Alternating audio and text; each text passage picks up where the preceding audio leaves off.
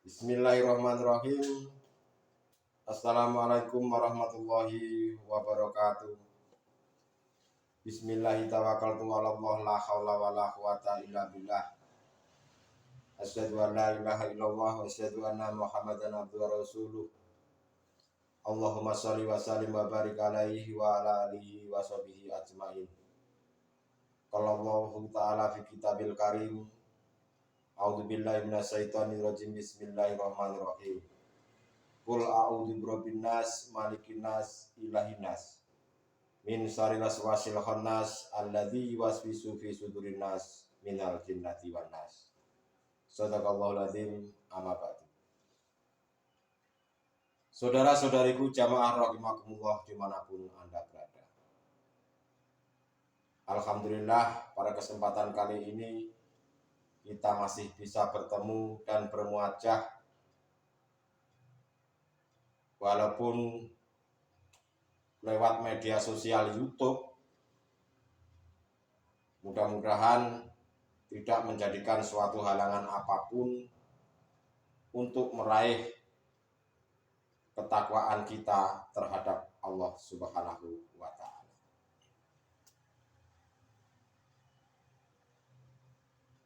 Saudara-saudariku jamaah rahimakumullah dimanapun Anda berada, bahwasanya banyak di tengah-tengah masyarakat atau sering kita dengarkan yang namanya arwah gentayangan. Untuk itu pada hari ini kami akan menyampaikan sebuah ilmu pengetahuan tentang arwah gentayangan. Siapakah arwah gentayangan itu? Banyak manusia ini yang meyakini, bahkan tidak sedikit mereka itu mengimani bahwa katanya ada arwah gentayangan. Siapakah arwah gentayangan itu? Kenapa ada bahasa arwah gentayangan? Katanya yang menjadi arwah gentayangan itu, kata sebagian dari masyarakat, yang gentayangan itu manakala matinya katanya bukan karena Allah, tapi katanya karena sesuatu yang belum pada waktu ajalnya. Mereka manusia yang katanya menyudahi kehidupannya di dunia ini disebabkan oleh sudah bosannya hidup. Seperti halnya orang bunuh diri, orang menabrakkan dirinya kepada kereta api, atau katanya mereka yang mencari pesugihan dan lain-lain sebagainya itu. Lalu bagaimana bila dipandang daripada sudut pandang hakikatnya? Marilah saudara-saudaraku kita bahas pada pertemuan kali ini. Di dalam surah An-Nas, yaitu surah yang ke-114,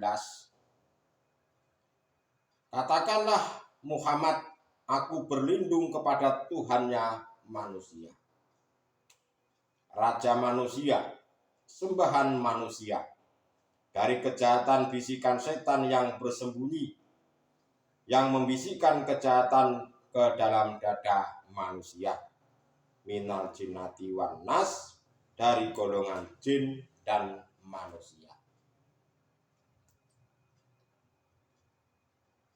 Inilah saudara-saudaraku apa yang dikatakan oleh Allah itu memang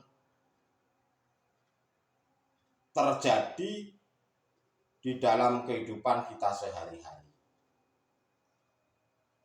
Masih banyak manusia dan tidak sedikit yang mempercayai tentang arwah gentayangan atau arwah yang tidak sampai pada Allah.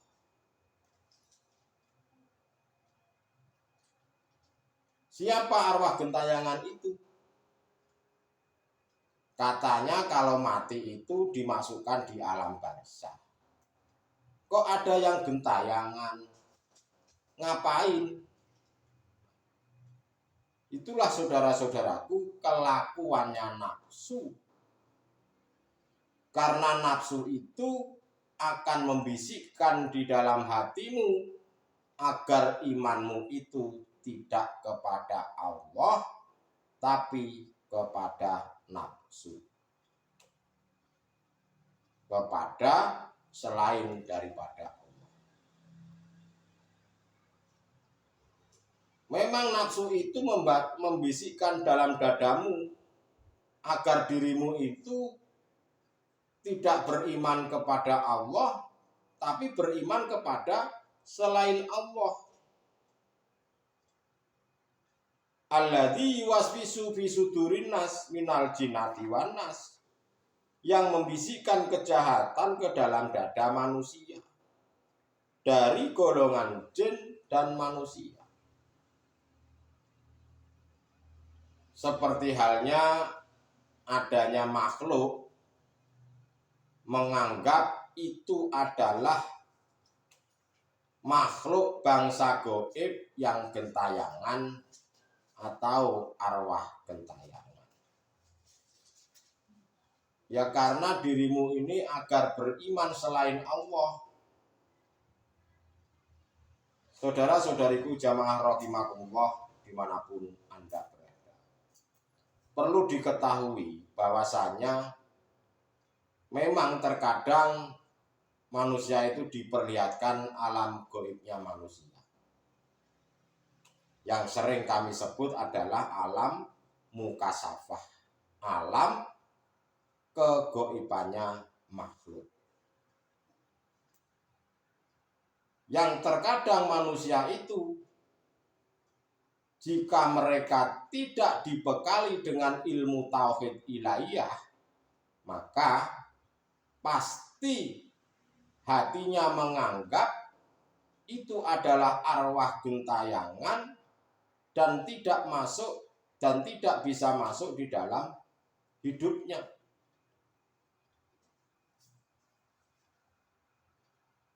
Seperti contoh, saya ini sedang meditasi, lalu didatangi oleh mursyidmu, gurumu, atau seseorang yang berjubah putih seolah-olah mengarahkan dirimu untuk bla bla bla bla. Jika dirimu tidak dibekali dengan ilmu tauhid ilahiyah, maka engkau pasti akan mengimani di situ. Mengimani bahwa makhluk itu yang menyuruhmu, mengimani bahwa makhluk itu yang gentayangan. Itulah saudara-saudaraku tugasnya nafsu, membisikkan di dalam dadamu agar engkau ini tidak bisa mengesahkan Tuhan, meyakini bahwa makhluk itu yang mendatangimu sehingga engkau percaya, sehingga engkau menjadi sakti mandraguna dan lain-lain sebagainya.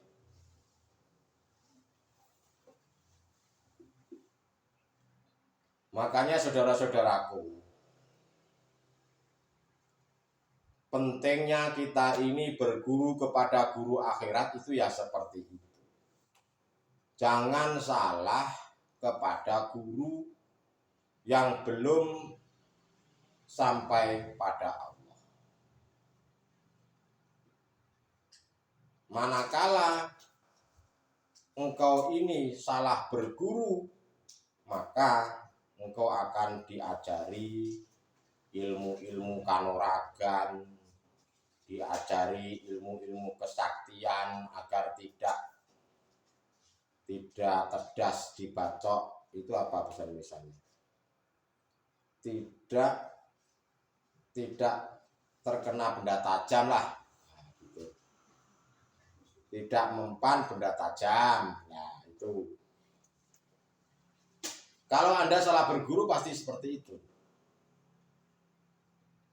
Guru siapa yang Anda harus ikuti? Ya tentu guru akhirat, guru sejati, yang mana setiap kalam-kalamnya, setiap ucapan-ucapannya itu mengajak hatimu mengesahkan Tuhan. Tidak ada yang lainnya.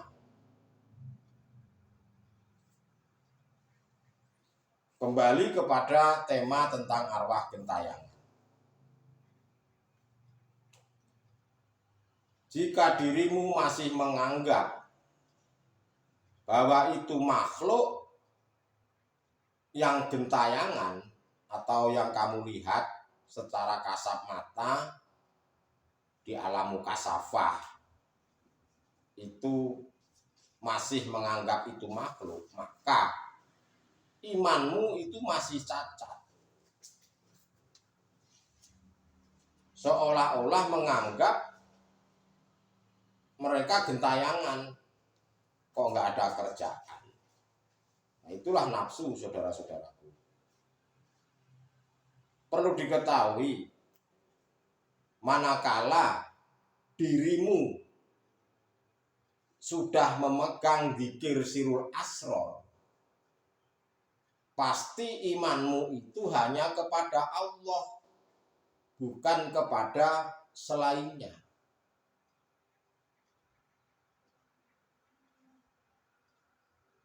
Jadi, siapakah arwah gentayangan itu? Yang gentayangan itu siapa? Secara halus itu disebut jin.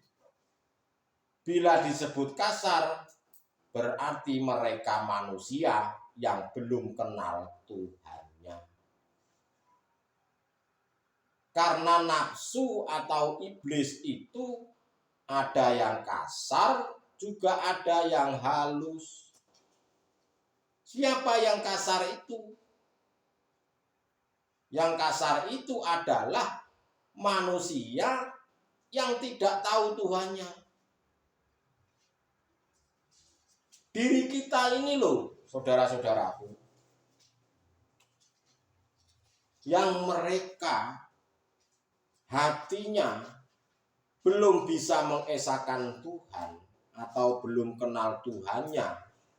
Itulah saudara-saudaraku yang sejatinya mereka itu adalah gentayangan arwahnya.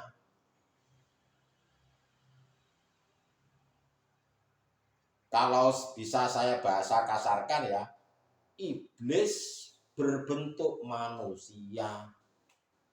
Contoh, kita ini katanya disuruh sholat menghadap Allah, tetapi ternyata ingkar menghadap yang lainnya. Kalau bahasanya tidak bisa khusyuk.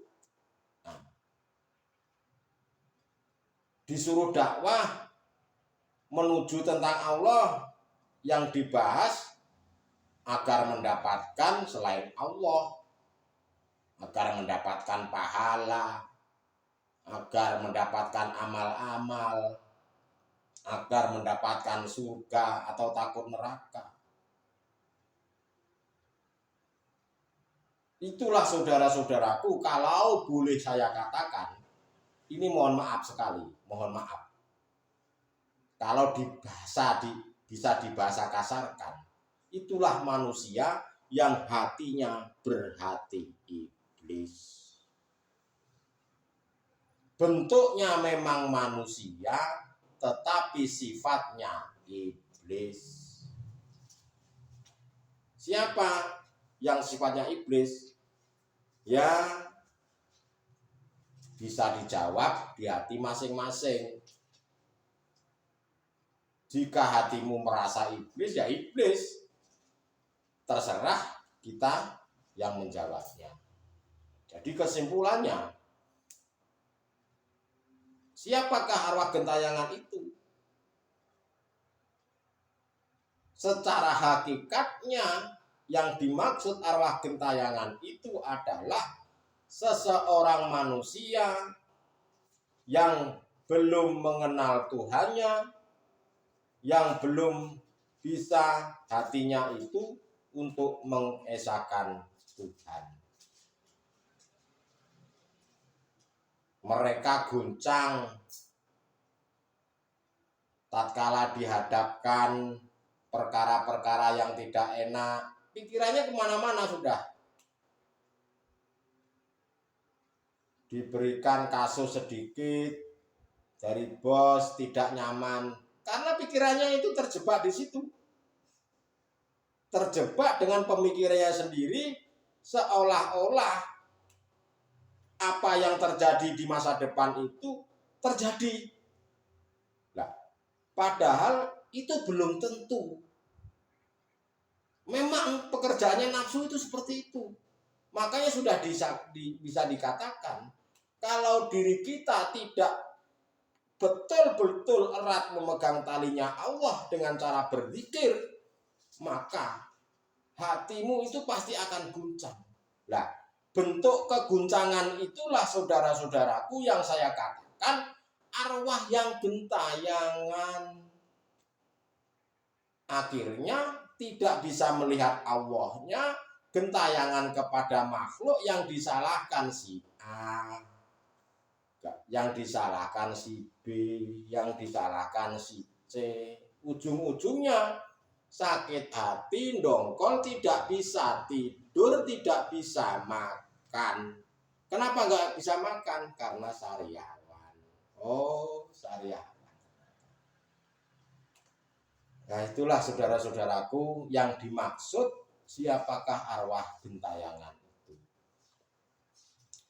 Mudah-mudahan sedikit hal ini bisa menjadikan sebuah ilmu pengetahuan agar kita ini bisa betul-betul saling mengingatkan untuk memegang teguh talinya Allah dengan cara bermunajat, dengan cara suhud, dengan cara selalu berzikir. Itulah tujuannya.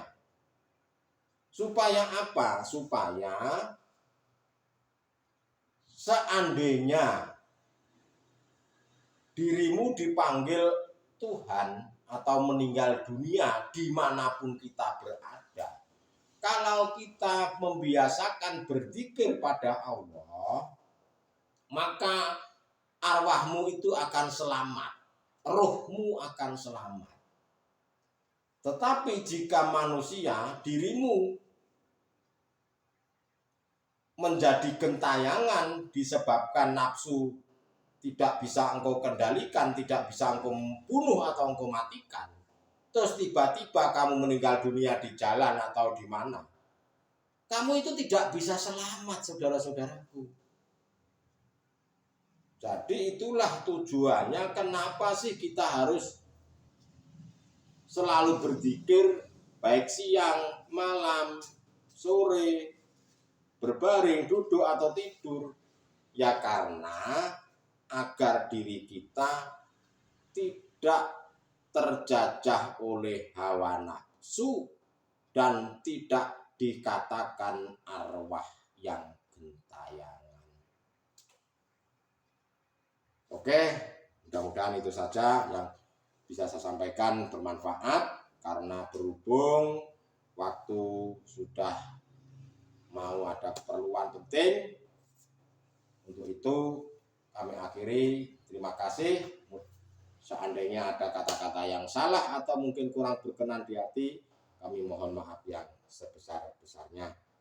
Akhirul kalam, ihdinas siratal mustaqim. Wassalamualaikum warahmatullahi wabarakatuh.